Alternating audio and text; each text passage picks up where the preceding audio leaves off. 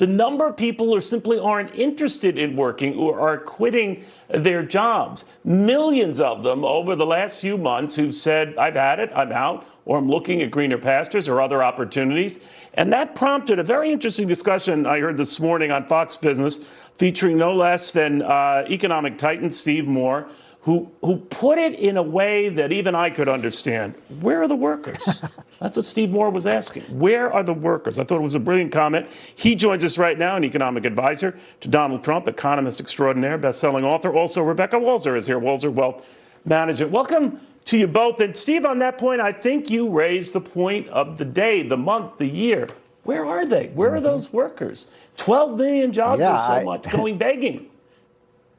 That's right. I call it the disappearing American worker, and it's been going on now for well over a year. We have, as you quite correctly pointed out, Neil, we've got 10, 11, 12 million job openings. If you've got any useful skill, if you're a carpenter, an electrician, if you're a nurse, or if you're a bookkeeper, construction worker, manufacturing worker, the jobs are out there. You know, we've got tens of thousands of trucking jobs open, and those workers can make $70, $80, $90, $100,000 a year with overtime. So we're not talking about minimum wage jobs that are going without workers right now. And I think there's a couple of factors at play. I think the number one factor is that we have gotten away from this idea that to get all of these welfare benefits, you have to either be looking for work or in a job. And so that has kept millions of Americans out of the workforce. The increase in food stamps, the rental subsidies, the child payments, all of these things are just making it very difficult for small businesses to compete. The second factor is I have to admit, there are a lot of Americans who are just afraid to go back to work because of COVID. Yeah. And now we've got this new wave, and it's keeping a lot of Americans out of the workforce as well. So my main thing is, let's have policies in Washington that encourage people to work. Maybe we should cut the payroll tax as an incentive to get people back to work. What we're doing is just the opposite now. We're actually paying people not to work. You know, Rebecca, there might be something else going on here, too. I mean, people did, a good many of them, shore up their finances during the pandemic, maybe reprioritized, and might be looking at alternative pastures. What do you think's going on?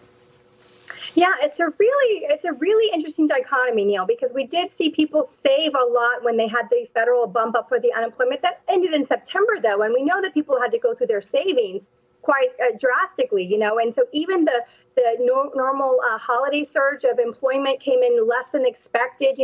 Obviously we missed our numbers in November, October, December, and it's more than half of a miss. So where are these people going? And it's like Steve said, the only thing I can think that's really changed since the federal unemployment increase ended in September is the AFP plan that Biden's administration put into in March, which pays people automatically monthly for numbers of children based on how much they earn as a married couple or as a single person. And that's the only thing that I can think that has changed, other than the mandates, other than people being afraid of the different variants, to really make them not go back to work, because we have so many job openings. This is one of the most difficult job markets to hire in. It's been impossible. You know what's so wild about it, too, Steve? No, you're quite right, Rebecca. One of the things that, while those job openings are very generous jobs being offered, period, top dollar, a lot of $20 or more hour jobs, and people are scoffing at it. It's prompted many businesses to throw in,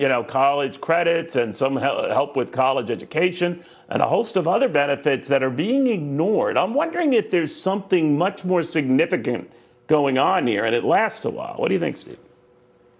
I think there is this wealth effect that you two were just talking about, that people feel richer. Hey, I don't have to work anymore. I look at my nest egg. What people are forgetting, though, is, you may have more money that you made in the stock market, but guess what? Inflation is going to erode the value of the amount of money that you made. But I want to make another point that's not economic, but every study shows that people who are working, Neil, are actually happier than people who are not working.